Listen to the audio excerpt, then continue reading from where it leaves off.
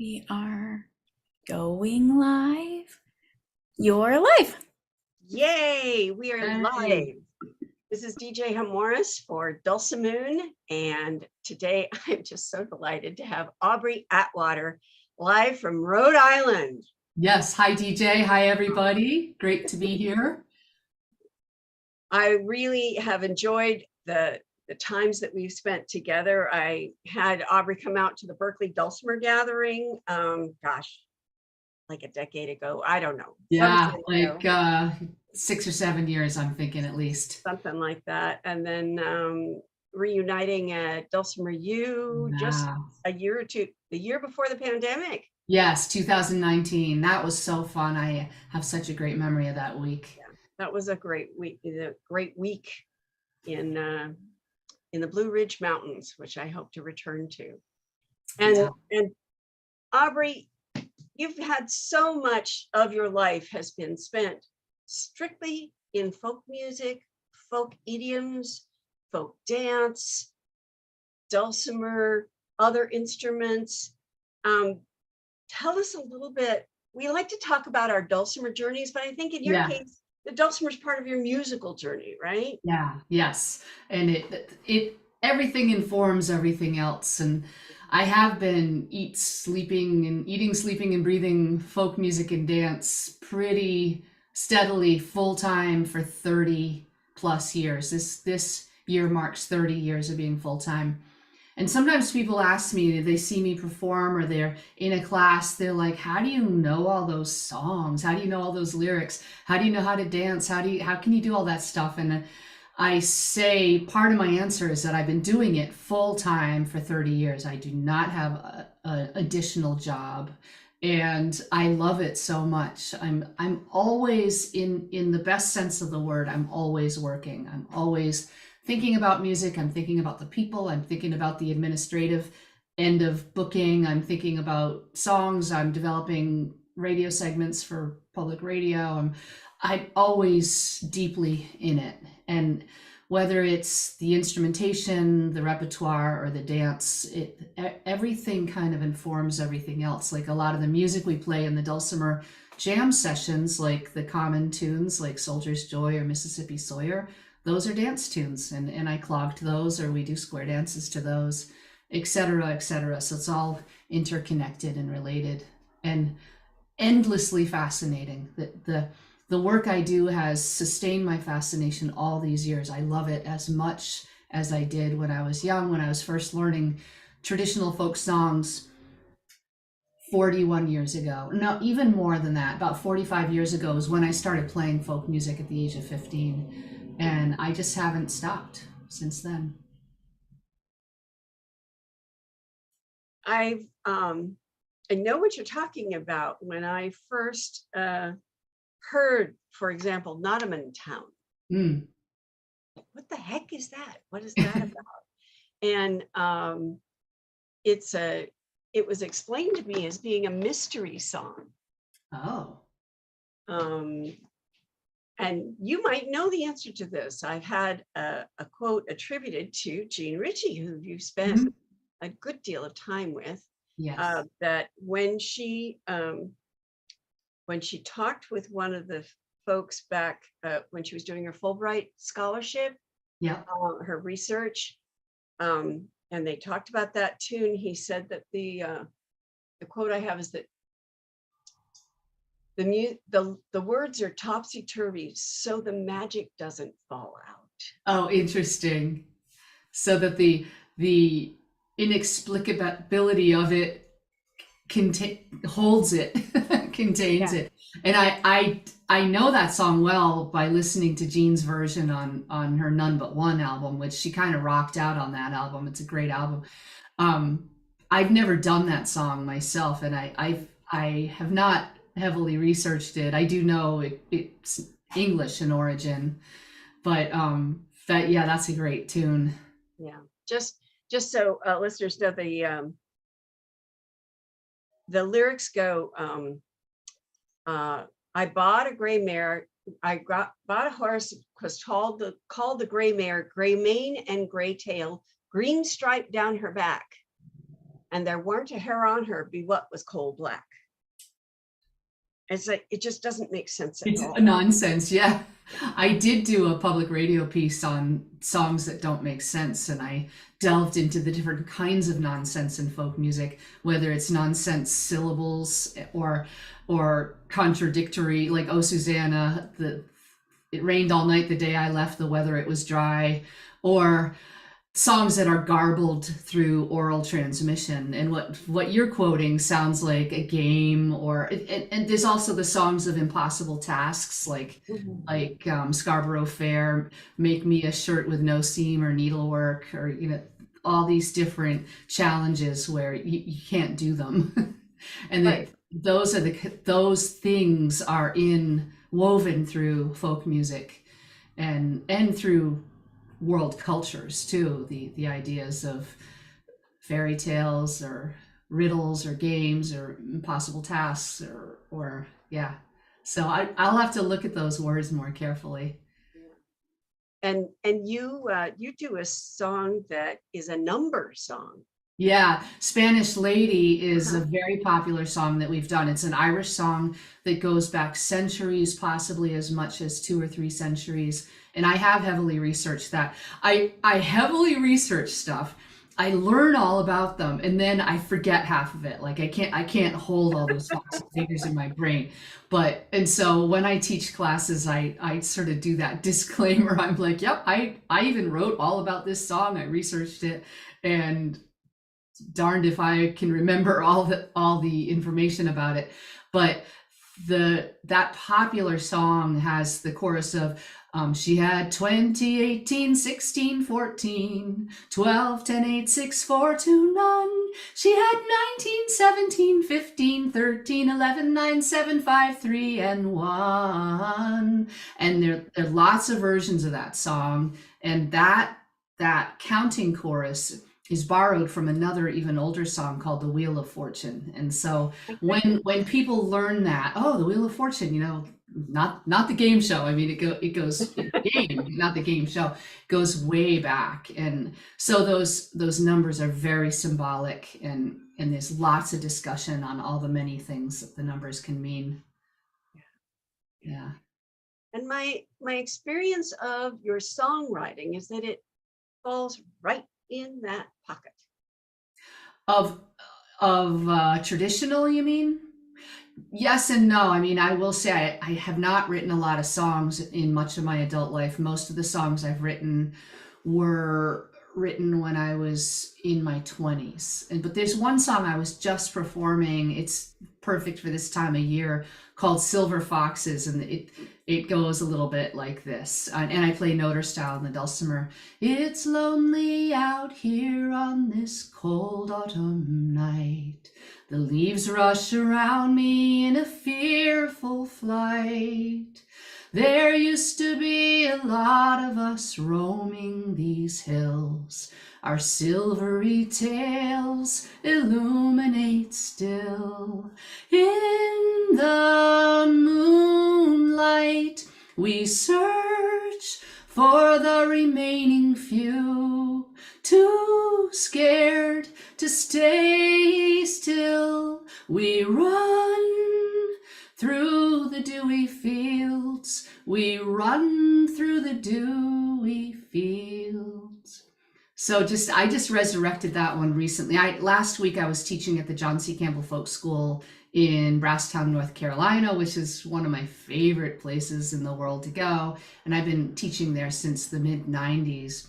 And I taught a class called Singing, Dancing, and Playing Appalachian Style. So it's like covered so much of what I do. It was fun. For that 8 days that I was engaged there, I got to do a little bit of almost everything that I do: dance, sing, play instruments, talk about culture and history.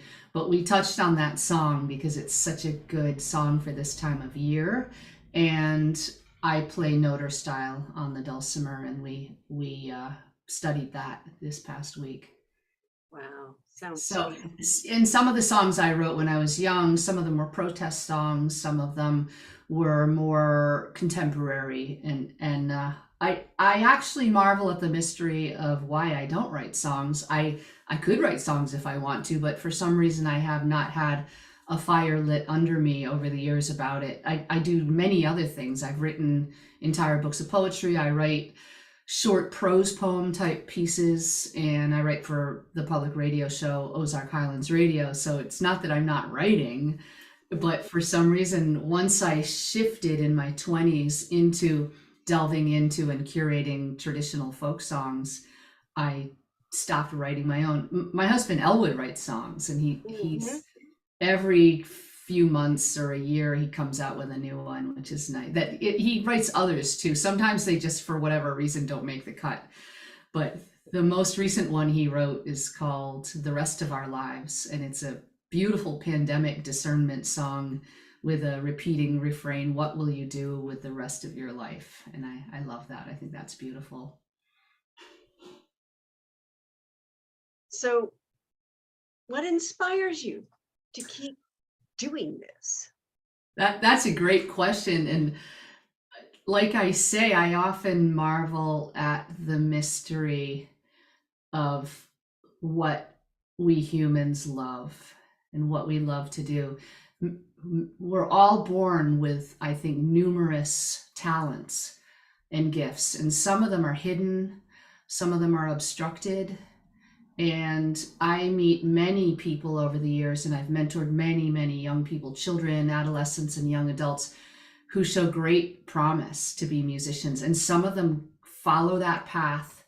Others have become fabulous scientists or doctors or lawyers or very highly educated. So one of my young mentees is getting her PhD in chemistry right now. And so it's interesting what we end up doing with our lives and the forces that make us do these things. And I marvel at all the things that could have prevented me from pursuing music and dance. And for whatever reasons of grace, I love playing music. I love the music of Jean Ritchie. I love traditional folk music, especially Celtic and American. I like mostly songs that are from a female gaze. So I have delved and curated a repertoire that is largely from the point of view of women in music and song history. And I do marvel at why I love it so much. And I do. And I feel so fortunate that I found the thing that I love to do so much. So not everybody gets to. And I think about the forces of society and history. There are lots of reasons why people don't get to do what they really want to do with their time and their work. They're diligently taught that being a musician is not a real job, for example. And I had to fend that off in numerous ways throughout the years. Or we're growing up in a time when women were not encouraged or allowed to work or to be out on the road. Just 3 or 4 generations ago, some of the female folk singers that I've studied were taught that it was not appropriate for a female to appear on stage and things like that. So we're just going back like to my grandmother's generation. I feel like the first full-blown generation being born in the 1960s where I can really do what I want. But that doesn't mean I haven't had to fight for it. I have fought tooth and nail to do what I do. And both Elwood and I make this look relaxed and easy a lot, but there have been many obstacles. I could have just hung it up and gotten a more normal job and not learned how to book myself and perform and teach all over the country. But for whatever reason, I was very driven to do it. I did come from a family that was very unconventional and in some ways unstable when I was growing up, and very fractured. And in that way, it was weirdly liberating. I didn't have a lot of pressure from my family saying, you have to get this kind of college education and you have to go into this kind of work. And I went to great schools. I went to private schools from 6th to 12th grade, and then I went to Brown University for undergraduate degree. And I went to school with a lot of kids that were very pressured to go into like the family business of being a doctor. And I didn't have that kind of pressure. I had a little bit of pressure, but I just looked at everybody in my family like, you can't tell me what to do. You all do whatever you want to do. So I think about the many forces at play in each of our lives, and it has to do with our personal lives, our family stories, our ethnicity, our class, our gender, our time in history. And I'm fascinated by what people do, how they do it. And some of the women I've studied, like Jean Ritchie was a fascinating female folk singer, and she was feisty and driven, and gosh darn it, she wanted to do what she wanted to do. She was born in 1922, and that whole Ritchie family from Eastern Kentucky, all those girls were educated, and I find them fascinating because it's not typically the case in an Appalachian family of that era. So what keeps me inspired is continually getting invited to do exciting things like this, for example. Right. When you contacted me to do this, I was like, great. I love that somebody actually wants to ask me about my work and what I do and how I'm inspired. That inspires me. And the success of like offering classes, and I'm just selling out of a class that I'm teaching on Zoom for 4 weeks on clogging, and constantly evolving, changing, and growing. And there's just something about the songs. I love the songs. And when I talk to people who are going to perform, I just, like I said, taught a class, and we did a performance at the end of the week. And one of the students was really nervous. And I said, it always helps me when I'm nervous, because I still get nervous, and I always will. One can only hope one will get nervous, because it means we care. And I say, when I get nervous, I think about when I first fell in love with the song, why I love the song. And then I think about what am I in service to? Who am I in service to? And it kind of gets me a little bit out of my own head. But the things that keep me inspired are very many and varied. And working with the dulcimer community throughout the pandemic and beyond has been one of the most fascinating things that happened in my life, in my career. I think starting with you did the Berkeley Dulcimer Gathering virtually, right? Yeah. I thought you were like one of the first, if not the first, virtual Dulcimer Festival. Yeah.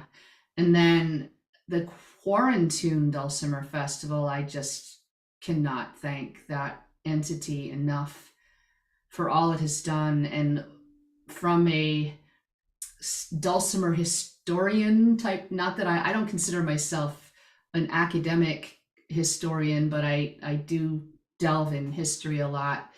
And from a dulcimer history point of view, what has happened to the trajectory of dulcimer music and people's careers and lives, and what people are learning, what the students are learning, has radically changed because of virtual dulcimer festivals. And I find that fascinating.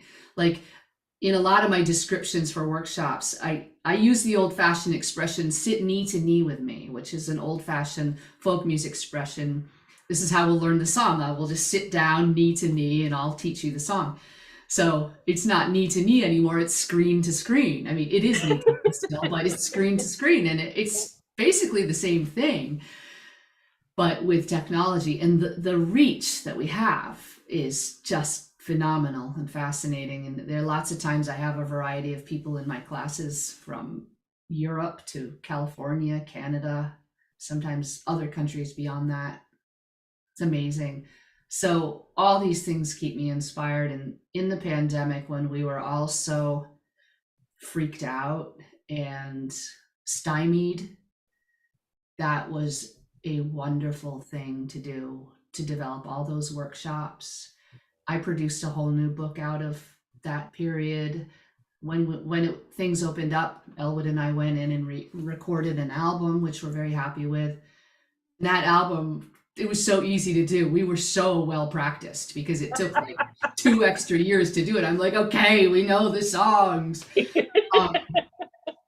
And I teach so many workshops with so many titles, I can't even keep up with it. It's like possibly over 100 topics. And I can always just like respin some of those topics. So I have things on my website. I have like this long list, and after a while I just throw up my hands. I'm like, okay, that's good enough. But I'm always coming up with new topics, and that keeps me busy. And I teach singing workshops here locally in person. I teaching a whistle workshop, Irish whistle. I teach clogging all the time, either live or on Zoom. Clogging on Zoom works remarkably well. Huh. People people sort of like half jokingly say, I know I can turn my camera off if I get embarrassed, which is pretty funny. Yeah, so I teach banjo, mountain dulcimer, singing, and all kinds of repertoire, whistle, clogging. I'm trying to think of what else. And also just general like Appalachian folk music dance culture, American folk music dance culture, that sort of thing. So that keeps me busy. And we were just talking earlier before we got on live. Erin, May, and I were talking about how busy we are. Like a lot of us during the pandemic who had been maybe a little too busy talked about how, yeah, well, I'll never be that busy again. I'll say no to things. And it's like, yeah, no, that didn't happen. The minute things started to open up, people were contacting us right and left to do gigs or lessons or classes. And I'm like, yeah, sure. Because I want to do it all. If it's something I don't want to do, I don't do it, but there's so many things that I like and I want to do. So I'm kind of like a little possibly too busy again, but there's something to that. Like it's exciting and it's inspiring and energizing. Like it's funny to be self-employed and to be driving your own ship all these years, that you have these funny moments where you feel sort of like I tend to get caught up with my A list of things to do. I'm very diligent and organized, and I get caught up, and then I'm like, I have a lull, and then I don't know what to do with myself. It's a funny thing in a creative life. And I use that term sparingly because we all have creative lives. And if you have like an afternoon, it's like, do I start a new project or do I just do something else that's not work? You know what I mean? It's like, and what also keeps me inspired is rest. And rest is an interesting topic because I think we all struggle sometimes with what kind of rest do we need and how do we get it?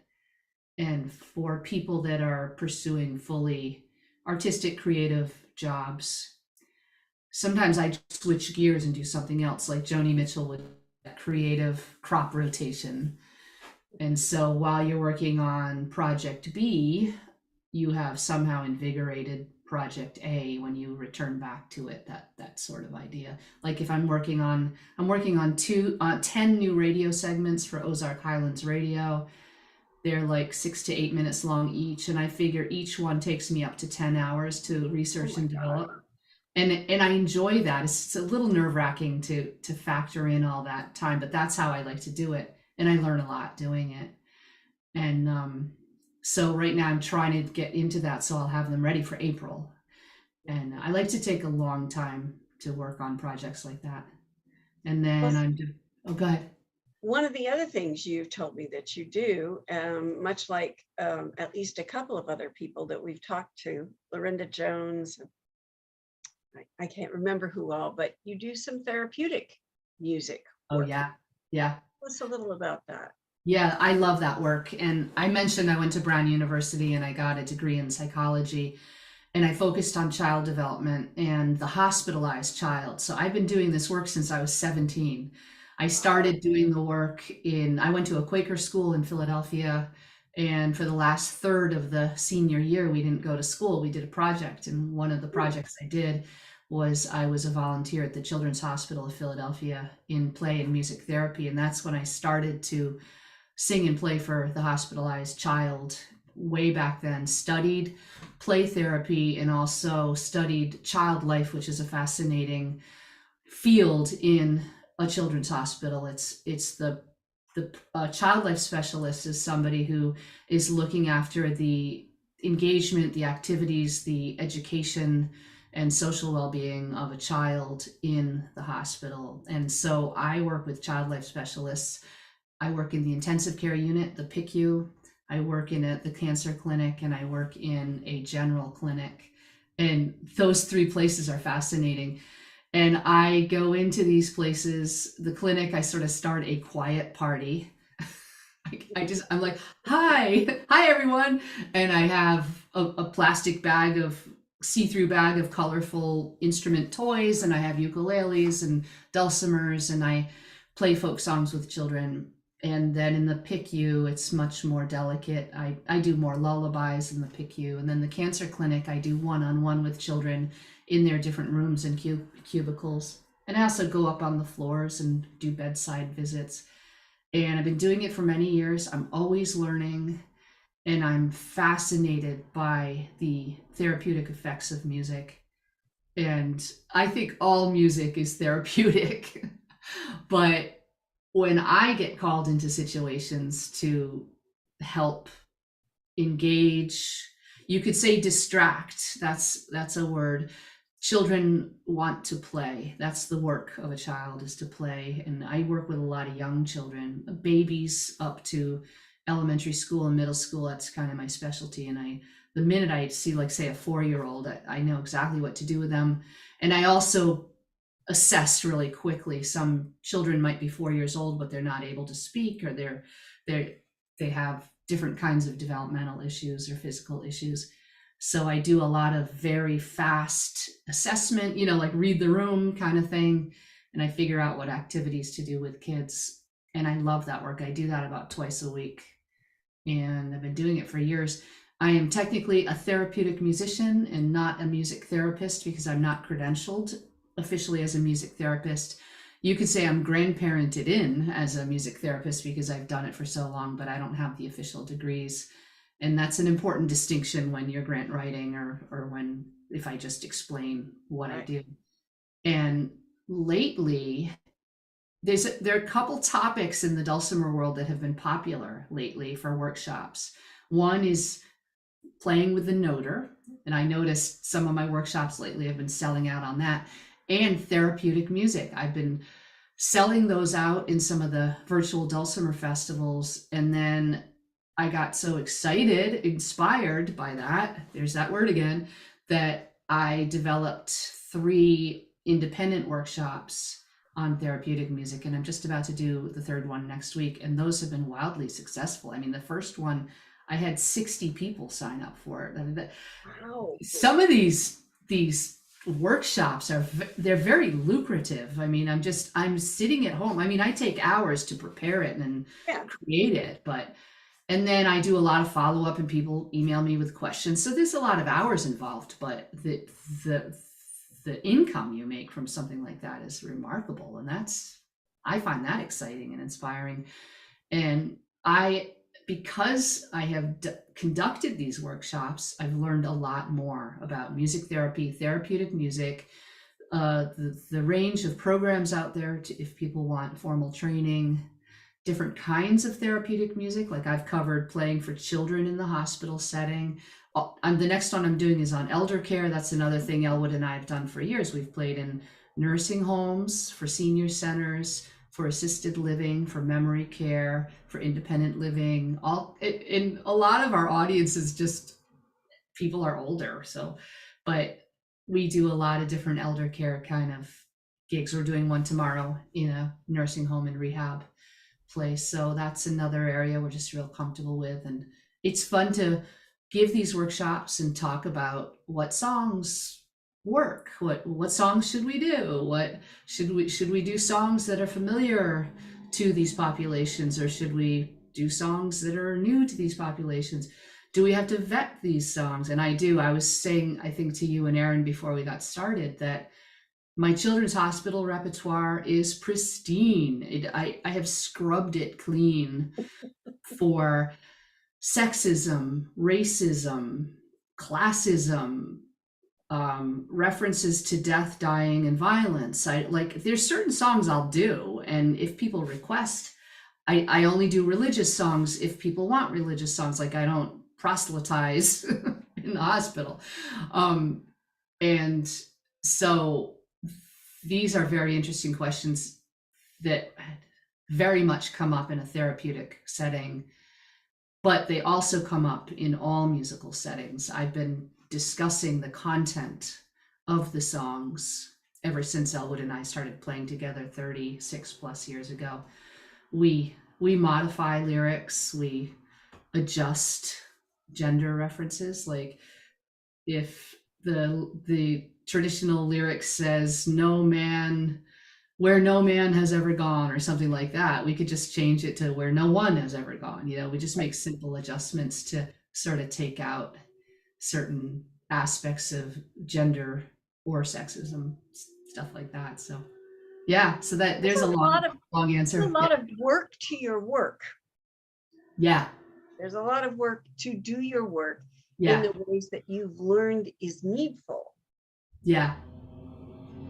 That's something that I think a lot of people, I've never heard anyone talk about that. About what? About the fact that you've gone through and made sure that as you said, you've made your children's repertoire pristine. Yeah. You know, no murder ballads, right? Right. And I just have a knowledge of a lot of things. Like I look at songs I sang as a child, like I've been working on the railroad. Someone's in the kitchen with Dinah. Dinah is an example of a generic name given to any enslaved Black woman, for example. And Five Little Monkeys Jumping on the Bed, adorable song, but that has racist origins. So the question, whenever a parent wants to sing Five Little Monkeys Jumping on the Bed, let's say I'm in the intensive care unit with a mom and her toddler, I'm not going to say, no, we're not doing that. Right. You know, we do the song, of course, but I don't tend to do that song unless somebody asks for it, just in case somebody knows that about the song. Or I could rewrite it, Five Little Puppies Jumping on the Bed or something like that. We can just change the animal or, and this has always been very important to me, like the going into other kinds of world wisdom, like the 4 agreements. One of them is be impeccable with your word. And as a folk singer, it's always been important to me to be impeccable with the lyrics. And in these traditional songs, which are constantly being passed along, they're morphing, they're changing, we reserve the right to do whatever we want with them. Nobody knows who wrote some of them, or they're so old they're in public domain, they belong to all of us. We can do whatever we want with the songs. And if we need to change them to make them workable, then so be it, and that's great. Sometimes we need to set some of the songs aside. Like there's some songs I know, but because I'm like the woman who knows too much about them sometimes, and because I know about some of the songs, they might be racist, for example, or they have a type of violence towards women that we seem to be more apt to sing about like 30 years ago. Like now I can't stomach it. It's too real to me. And so like somebody wanted me to sing Tom Dooley the other day, and I did in a jam session, not in the hospital, in a jam session. And I did it, of course, but I'm singing about how he stabs her in the heart. And I'm just like, I don't really want to be singing about that. It's too, and that's that story is a true story, in 19th century murder. And it's like, that's right. That's very sad. But anyway, so we can do whatever we want with these songs. There are a lot of songs I know that I may or may not, they're sort of tucked back in my repertoire that I may or may not bring out voluntarily. So we've talked about Jean Ritchie a little bit. And I know she's been a huge teacher and friend and influence for you. Who else among contemporaries of her or yours have been inspirations for you? That's a great question. And again, I've been very female focused over the years. I've really looked to women as role models. If you do the math, there's so few women are represented in music history. And even now, whenever I'm in a festival whenever I'm in some kind of concert series, I can't help but scan the names and the images to see what the proportions of men and women are. Not that not everybody identifies as male or female anymore, but just as a general rough estimate. And I'm still astonished by what I see, that we are still empowering in our society males so much more than females.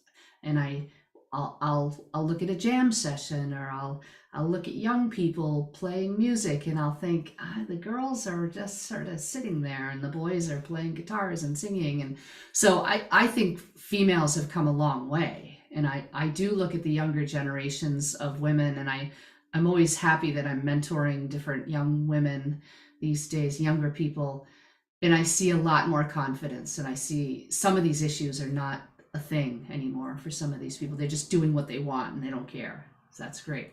But Jean Ritchie was an enormously important mentor, role model, an icon in folk music and dulcimer music. And she continues to inform my life. I constantly ask her in my mind what she would do, how she would handle a certain situation. And I watched her. I knew her for the last 23 years of her life, and she was very active for about at least 15 to 18 of those years. And I spent a great deal of time with her. And I just observed, we talked a lot. We performed together. Sometimes we stayed in each other's houses. And what I noticed in the last few years is there are a whole lot of years I don't know about her. And so I have a young friend who's been giving me these great archival videos and audio. And so I've been listening to her in concert during the years I didn't know her. And she did different songs, and she said different stuff because these were different phases of her life. So that's fascinating. And then besides Jean, Joni Mitchell, I would say, is another one that her life and her work are like no other. And she's one of the great geniuses of all time. There's never been anybody like her. She couldn't even do her own songs the same way twice. I unpacked 2 of her songs from the Blue album, A Case of You and All I Want, during the pandemic, and I put them in my new book. And I'm just amazed by the complexity of her genius and the absolute beautiful lyrics. And also she was of that generation, maybe sparked by Bob Dylan and others, where they spoke so personally about their lives and sort of self-disclosing type songwriting. And there are a lot of other people that have been really important to me. Another friend and mentor, Judy Klinkhammer from Mountain View, Arkansas. She died 6 or 7 years ago. I don't know if you know who she was. But I know of her. Yeah. She was an important friend and mentor. And we just talked a lot about personal stuff, and she helped me get through certain things that were psychological obstacles for me. And she brought a lot of mountain dulcimer music to Mountain View, Arkansas. She's very much part of the fabric of that folk community and that history. Rosalie Sorrells from Idaho. I didn't know her personally. I met her a lot of times, but I wouldn't say we were friends. And I would watch and observe her in performances, and I loved the way she spoke and did storytelling. And she made a big impression on how I speak when I present. I try not to be like theatrical or read a poem, like I just use my easy voice. And that was a big lesson for me. When I look back on when I was really young and I was like reading my own poetry or narrating, I was just like overly dramatic. And then I just watched her. I'm like, oh, you just speak naturally into the microphone. So I'm trying to think, there's a lot of people, like we're all just composites of all the people we've known in certain ways, a unique composite of all those influences. But trying to think of other influences for me. Of course, some of the early people that I played the music of, like James Taylor, Cat Stevens, Stevie Wonder. Now there's another amazing genius. They all are. Crosby, Stills, and Nash and Young. Those were some of the people I listened to when I was young. Joan Armatrading, Bonnie Raitt, And I played a lot of this music before I crossed over into traditional folk music. I played Well, guitar. Yeah. I would think of Bonnie Raitt as also doing traditional music, Yeah, but it's absolutely. with a contemporary take on it. I mean, Yeah. of course, her version of Angel from Montgomery, which wasn't even written by her, written by Right. John Prine, is the version as far as I'm concerned. Yeah, that was the version I did. And she, of course, hung out with all those male and often Black blues singers. And that, I have not studied that much, but that to me is very interesting that she, a young white woman, did that. And I wonder what that was like for her. Yeah. Yeah. So a very rich musical life of experience and inspiration. Yeah. Yes. Yeah. Yes. What do you have to say to young women today who are pursuing their musical passions? I just love to model the joy. I'm thinking of the core values of the John C. Campbell Folk School where I just was, and that I've been working there since my 30s. It's been a big part of my life. Joy, kindness to yourself and others, stewardship, and non-competitive. So that's an interesting thing. I can be competitive, if anything, just in my own mind. When you're out there performing, I have an abundance theory that there's plenty out there for everybody. And as far as being female in a world that still is very male dominated, whether we realize it or not, it is. Identifying those moments when we are possibly being overlooked or suppressed. And I could tell you hundreds of stories where I have felt overlooked or suppressed because I was female. And the idea of just do it anyway, just do it, be happy, name it, challenge it in ways that will be productive and helpful, useful, kind, and not damage yourself. And be happy and enjoy your work. People sometimes ask me, like my students or mentees, they say, well, what song should I do for such and such? I say, do the thing you most want to do. And that's one of my answers to in therapeutic music. Like, well, what songs should I do for the elderly folks? I'm like, what songs do you most feel like doing? And so just the idea, what do you most want to do? And go out and do it. And the idea of being, I call it pleasantly persistent. Like, I think when I was young, especially, there's some people that were probably like, okay, I'll book you, because I would like call them so many times. They probably just wanted to get me off their back, and so they would book us in their concert series, and then they liked it, and then they'd book us again.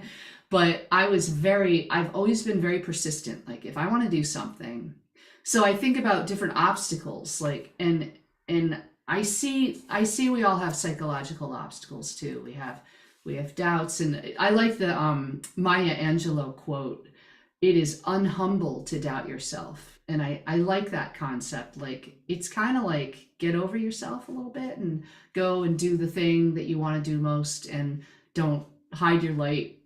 If you have gifts, it could almost be said, if you have strong gifts, you're obligated to those gifts if you want to be, and to the world, to show them to the world. So yeah, I have a lot to say to younger women, but one of the things I think we can all do the most is simply be ourselves. Like, I'm 60 years old, and as an older woman, I'm just out there, and I dance still. I'm still dancing, and I'm pretty much in the same kind of physical shape I was like 20, 30 years ago. So I can still do all the dancing I do and be happy doing it, not super self-conscious. I want to play my songs, I want to do my dancing, and I think modeling that is a pretty strong message. Absolutely. Yeah. Absolutely. And I know when you were out here, we talked about representation, that I pay attention to making sure that there's a balance of teachers, and that if there's an imbalance, it's that there are more women than men. Yeah. Because there's always more women than men in the classes. Oh, I know, and that Always. and often in festival audiences too, and that Mhm. that is a thing. As I've done certain gender BIPOC equity type training, which I was lucky to do in the pandemic. I did 2 training programs because I was consulting with the Rhode Island State Council on the Arts for a couple of things. It was pretty exciting, actually. I was helping to rewrite grant programs, and so I got to go through that wonderful training, and then I did some more reading, and I was like, oh yeah. So historically in festivals, mostly the people on stage are male, and disproportionately in the audience, they're female. Like, I mean, like those images of the Beatles with all the girls standing at the edge of the stage, just screaming and crying. And I can't really take that. That drives me crazy, and it kind of makes me sad. Like, because I'm the type of person that I love being on stage, and I do like being in the limelight. I love being on stage. I love presenting, and I'm not the type to be like freaking out as a fan in the audience. Pretty funny, but yeah. Yeah, having the same kind of face in front of the students is what representation is all about. You know, if you're in an inner city school and most of your classmates are people of color, Yeah. and all of your teachers are, 50%, maybe they're mostly white, number Yeah. one. Number two, usually white male. Yeah. And it's like, it's hard to see yourself succeeding Yeah. when that picture of you is not succeeding. Right, exactly. And these are the issues we've constantly been struggling with for years and years. Elwood and I have also run events for years. Elwood runs many different festivals and concert series right here in this area in Rhode Island, and I'm the invisible consultant. I'm constantly discussing different groups we can get, like different groups of color, different kinds of folk music. It doesn't have to just be sort of Anglo-Celtic, Caucasian, Americana. And we're constantly working at it, and it's really hard. It's really hard to get the groups. Some of the groups he calls, they just don't call back, and things like that. But we're always working really hard at it.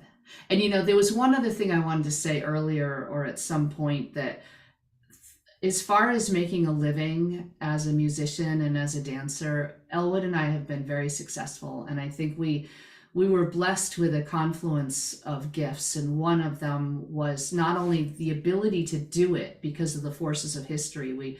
We were in a sector of society where we can do this as a job, and the gigs are available, and we're not distracted by economic problems or a war or something like that.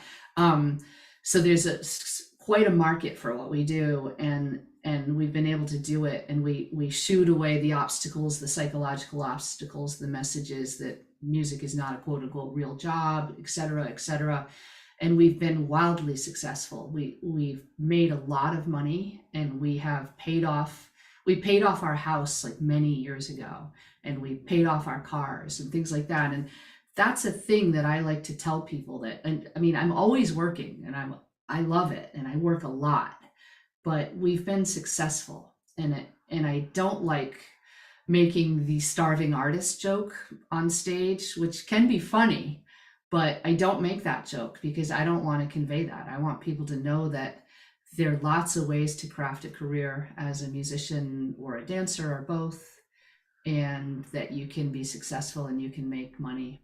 It's a nerve-wracking type of job for certain personality types, But for whatever reason, even though I do tend to be an anxious person, for whatever reason, this is the only thing I could see myself doing. And so I think I would have been a wreck if I'd had like a more straight 9-to-5 type occupation. That would have been very hard. Well, I knew that this wouldn't be, that there wouldn't be times that you didn't have something to say today, Aubrey. Yeah. I'm never at a loss for words. And it really did, this really has reminded me a lot of our conversations over lunch and, at a festival, which is what I like to characterize these as, especially since the pandemic, when we haven't had a chance to do that, Yeah, I just know. relax between classes and all of that kind of thing. So I'm really grateful you were here today, and I look forward to more of what you have been sharing so generously with us for 30 years. Thank you. Thanks for inviting me, DJ. You're welcome. So this will be available at the same link for replay. Please share it with your friends and watch again if you missed some, okay? Because we're going to be here. Put your comments in the chat and we can get back to them after the fact, okay? So thanks so much for Dulcimoon.